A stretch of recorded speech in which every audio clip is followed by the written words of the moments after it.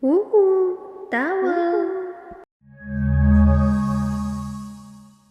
Дауыл анимациялық студиясы ұсынады. Здравствуйте! Добро пожаловать на канал Даул.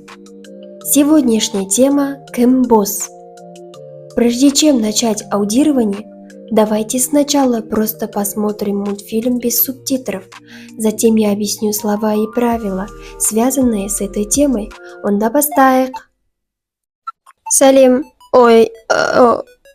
Басынан. Сәлеметсіздер ме? Бұл мен Адам, Мектеп ТВ клубының журналисті.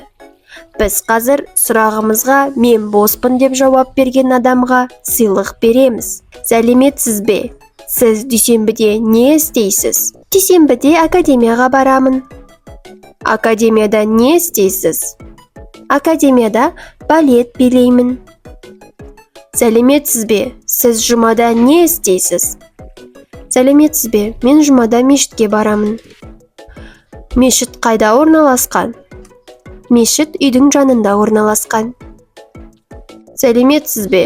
Сіз сейсенбіде не істейсіз? Мен сейсенбіде киноға барамын. Фильм сағат нешеде басталады? Фильм сағат кешкі 6-да басталады. Сәлеметсіз бе? Сіз бейсенбіде не істейсіз? Мен бейсенбіде сабақ беремін. Сабағыңыз сағат нешеде басталады? Әдеттегідей сағат 8:00-де басталады. Сәлеметсіз бе? Сіз сәрсенбіде не істейсіз? Бұл пранк па? Жоқ, мен түсірмеңдер. Ниша, қойшы. Жарайды. Сұрағыңды тағы қайталашы. Сіз сәрсенбіде не істейсіз? Мен сәрсенбіде баскетбол ойнаймын. Баскетболды кіммен ойнайсың? Досым мен ойнаймын. Сәлеметсіз бе? Сіз сенбіде не істейсіз? Мен сенбіде Алматыға барамын. Алматыға немен барасыз? Алматыға ұшақпен барамын. Сәлеметсіз бе? Сіз жексенбіде не істейсіз? Мен жексенбіде... мен боспын, ешқандай жоспар жоқ. Алақай, міне сізге сыйлық. Вау, рахмет! Бітті, өшір. Басынан. Сәлеметсіздер ме? Бұл мен Адам, Мектеп ТВ клубының журналисті. Біз қазір сұрағымызға мен боспын деп жауап берген адамға сыйлық береміз. Босс переводится как пустой. Мен боспын, я свободен. Мен босс емеспін, я не свободен. Сәлеметсіз бе? Сіз дүйсенбіде не істейсіз? Дүйсенбіде академияға барамын.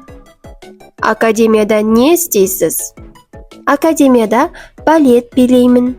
Жатыс септігі. В казахском языке используется не только для обозначения места, но и при указании времени.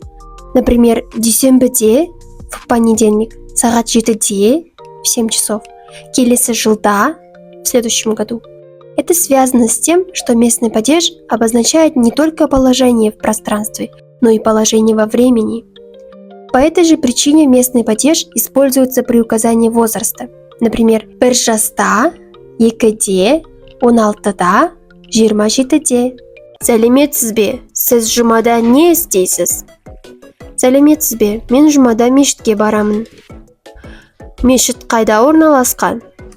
Мешіт үйдің жанында орналасқан. Жанында, қасында переводится как рядом. Алдында, впереди, артында, сзади, үстінде, над, астында, под, оң жағында на правой стороне, сол жағында на левой стороне. Сәлеметсіз бе? Сіз сейсенбіде не істейсіз? Мен сейсенбіде киноға барамын. Фильм сағат нешеде басталады? Фильм сағат кешкі 6-да басталады. В русском языке указывает на объект или место, к которому направлено действие.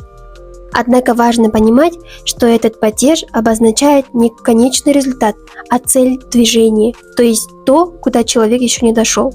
Значит, мне это менге, тебе это сенге. Нет, есть исключение. Маған, мне, саған, тебе. Сіз бейсенбіде не істейсіз? Мен бейсенбіде сабақ беремін. Сабағыңыз сағат нешеде басталады? әдеттегідей сағат 8:00-де басталады. Сәлеметсіз бе? Сіз сәрсенбіде не істейсіз? Бұл пранк па? Жоқ, мен түсірмеңдер. Миша, қойшы. Жарайды. Сұрағыңды тағы қайталашы. Сіз сәрсенбіде не істейсіз? Мен сәрсенбіде баскетбол ойнаймын. Баскетболды кіммен ойнайсың? Досым мен ойнаймын. Көмектесептік в казахском языке обозначает совместное действие, то есть действие, совершаемое вместе с кем-то. Досыммен келді. Он пришел с другом. Анасымен сөйлесті. Поговорил с мамой. Второе значение – это средство или инструмент, с помощью которого совершается действие. Қаламмен жазды. Написал ручкой. Пышақпен кесті. Порезал ножом. И третье значение – это способ действия, каким образом совершается действие. Қуанышпен қарсы алды, встретил с радостью. Ашумен сөйледі, говорил с раздражением. Сәлеметсіз бе? Сіз сенбіде не істейсіз? Мен сенбіде Алматыға барамын. Алматыға немен барасыз? Алматыға ұшақпен барамын. Сәлеметсіз бе? Сіз жексенбіде не істейсіз? Мен жексенбіде... мен боспын, ешқандай жоспар жоқ. Алақай, міне сізге сыйлық. Вау, рахмет! Бітті, өшір.